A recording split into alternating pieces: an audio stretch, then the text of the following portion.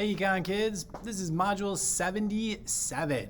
So now that we just went through how some goods maybe should be provided publicly, some goods should be provided privately, and then there's like your mix of artificially scarce and common pool, etc. This section brings out, well, what happens if we get a business that's producing it privately and it's actually cheaper for them to do it as one business rather than have government enter or anything like that. We did basically this section when we talked about natural monopolies under our monopoly section, and we said we could regulate them to certain places. And this is kind of just a repeat of that portion. So as you're looking at public policy, trying to get competition, really what you're looking at is, what should you do when a business has monopoly power? And again, antitrust, we brought that up with oligopolies when they start trying to behave like a monopolist. All we're trying to do is protect the consumer. Yes, businesses should function. Yes, businesses should function in the least government tape sort of way. But at the same time, when businesses start to take advantage, which they always will, like that's just the nature of being in business, right? You're going to try to get as much profit as you can. And if all of a sudden that is hurting the consumer, well, then you need to do something, right? And in some cases, it's put a law on there, like an antitrust law. Sometimes it's regulate them. When you look at the part B there, where it talks about economies of scale, making it more efficient for one firm to be in the market. Well, when that's the case, then one firm should be in the market. But you probably need to regulate that firm or society is going to be suffering some sort of huge deadweight loss, and it doesn't have to, right? So as we look at it, what should happen here in terms of government regulation, et cetera? I've never seen a test question be anything other than the Sherman Antitrust Act. That seems to be the only one they ever go to as their go-to one. You can read about it in the textbook. If you look, there's a bunch of different antitrust legislation out there. If you remember from maybe AP US history, they talk about different times when Teddy Roosevelt had to come in and bust up the trusts and that kind of stuff. Yeah, because whenever you don't see competition, then businesses tend to take advantage. And of course, the consumer then is at a disadvantage, which in capitalism, I think we have a skewed view of capitalism now where we think it's all about the business, but in reality, it should be all about the consumer, right? Making as much competition as possible so the consumer can get the cheapest good at the best quality as possible. So when you look at price regulation, there's a couple different ways to do that, especially when we're talking about a monopoly, right? A natural monopoly in particular, we're talking about a downward sloping average total cost curve, marginal cost curve through the whole demand curve.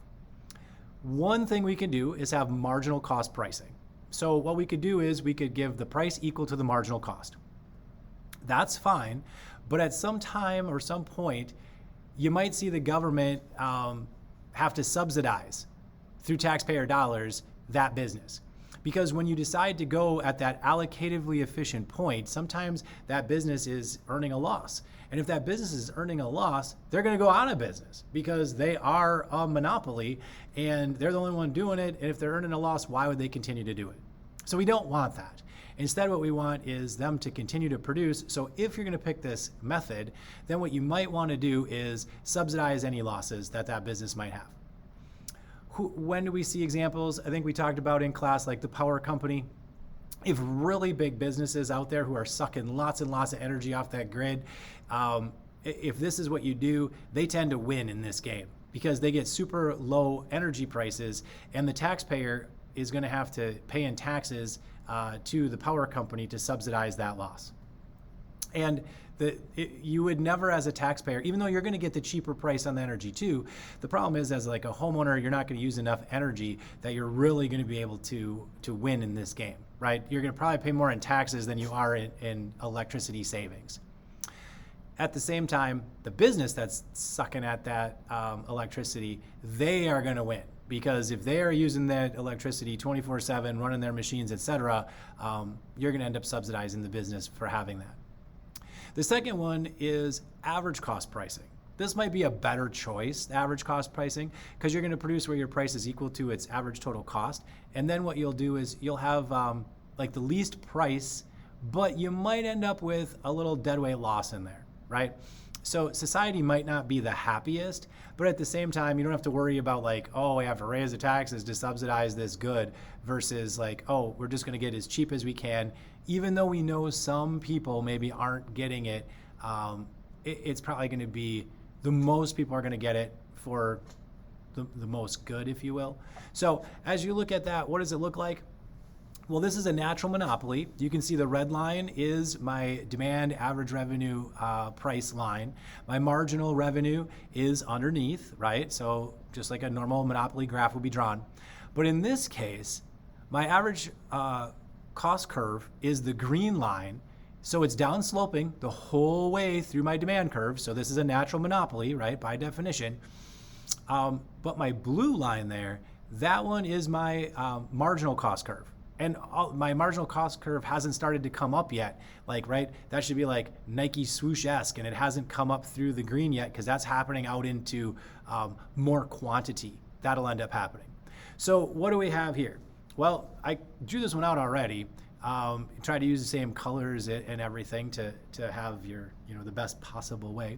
If you were not going to do anything here, right, we would go to where MC equals MR, which would be right here. And then we'd come up to our price. And then we'd come down to our total cost. And this would be profit for us. Okay? That would be if we didn't do anything, just priced it out.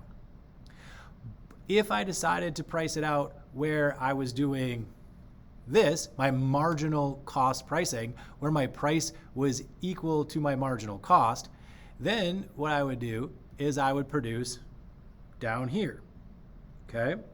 And my price would be here, and my quantity would be out here. The only problem is, at that particular price, I am below my average total cost, so then I am losing money to this much, right? So that's a loss to me. So then what would you have to do? You would have to subsidize this business or risk them going out of business, right? That would be the problem there. Now, if I was going to do some average cost pricing, right, then I could produce where my price is equal to my average total cost. And then that would be, maybe I'll use a different color here. How about this color, green? That would be here. And that would be my price over there. And at that particular price, I would have, they would make a normal profit, right? Is there that many people, like these people down here, right? My price would not equal my marginal cost. So, those people would be maybe sad in terms of their not getting the item as cheap as they wanted, or, you're not, allocatively efficient, if you will, right? My price does not equal my marginal cost. But at the same time, I'm also not having to subsidize this loss overall. So as you look at it, this is what we do to natural monopolies because allowing them to produce here as one is better than having competition. But at the same time, if we were to allow them to be unregulated, we'd end up having to pay a price way up here, whereas the one price, the green one here, is definitely cheaper. And then of course this black price down here that we had going on, this was the cheapest, but then of course we had to subsidize that particular firm. All right, so that's what you do in Module 77. You kind of look at those businesses that maybe make it cheaper for us if they're bigger, and then government has to step in and say, well, we don't want you to monopolize this or charge us too much and produce too little. We're going to somehow regulate you to something else. Normal profit, maybe a loss, maybe just a little bit of profit. We might be able to do that too. All right. Hopefully that made sense. We'll talk to you next time.